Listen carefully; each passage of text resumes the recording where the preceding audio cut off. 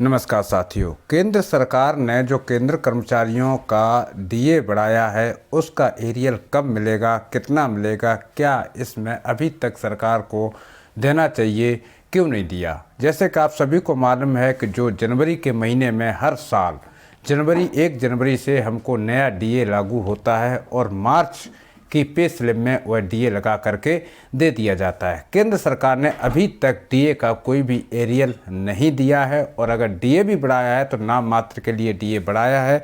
सरकार की क्या सोच है, इस पर क्या राय है।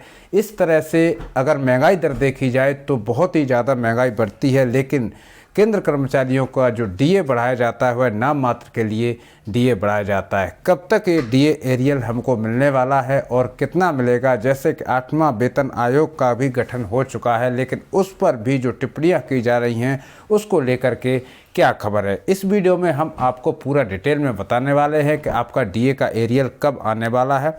वीडियो यदि पसंद आए तो वीडियो को लाइक करें, चैनल को भी सब्सक्राइब करें और दोस्तों के साथ भी शेयर जरूर करें। तो दोस्तों बात करते हैं डीए की। जैसे कि आखिरी बार बढ़ोतरी जुलाई 2024 में हुई थी, जब महंगाई भत्ता 50% से बढ़कर 53% कर दिया गया था। अब 2% की बढ़ोतरी की गई है, जिसके बाद कर्मचारियों की बेसिक सैलरी में 2% का और महंगाई भत्ता जोड़ा जाएगा। यह बढ़ोतरी 1 जनवरी 2025 से जो प्रभावी मानी जाएगी। यानी जो 2% की बढ़ोतरी हुई है, तो पहले हमारा 53% था, अब 2% की और बढ़ोतरी हुई है, यानी 55% का इसमें हमारे को फ़ायदा होगा, यानी 55% डीए लग करके आएगा। तो ये डीए कब तक मिलने वाला है, ये तो कन्फर्म है कब डीए जो है एक केंद्र कर्मचारी का 55% कर दिया गया है, लेकिन जो 2% डीए जनवरी को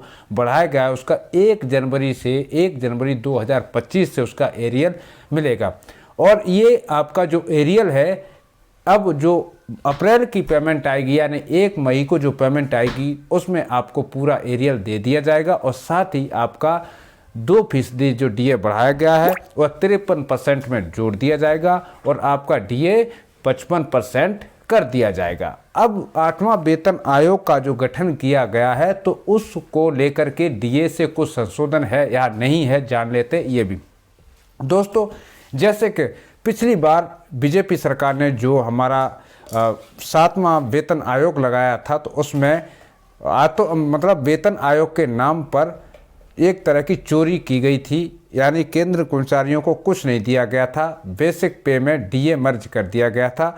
वैसा ही सरकार की ये सोच है। सरकार इसलिए हमारा महंगाई भत्ता नहीं बढ़ा रही है और सरकार चाहती है कि कम से कम जो केंद्र कर्मचारी हैं उनको देना पड़े। जैसे कि आप लोग देख ही रहे हैं कितने हमारे सैनिकों की डिफिशेंसी चल रही है, 2 लाख से ज़्यादा सैनिकों की डिफिशेंसी चल रही है भारतीय सेना में, फिर भी अग्निवीरों की भर्ती पूरी तरह से नहीं हो पा रही है। 40,000 हर साल वैकेंसी निकालते हैं, लेकिन अगर बात करूं तो उसका गणित यही लगता, मैथमेटिक्स जो है यहीं पर लगता हुआ नज़र आ रहा है कि 60% जुलाई का जो हमारा डीए बढ़ाएगा यानी महंगाई भत्ता बढ़ाएगा तो उसमें हमारे को 5% की बढ़ोतरी की जाएगी और कुल मिलाकर के जो डीए है वह 60% हो जाएगा और बेसिक पे में वह मर्ज कर दिया जाएगा। 2026 में जनवरी में 8वें वेतन गठन का आयोग होने वाला है। दोस्तों ये तो थी हमारे डीए की बात, लेकिन एमएसपी की अगर बात करूं तो हो सकता है कि एमएसपी में भी 8वें वेतन आयोग में हमको बड़ा मुनाफा हो सके। सरकार ये भी सोच रही है कि जब हम 8वां वेतन आयोग करें तो जो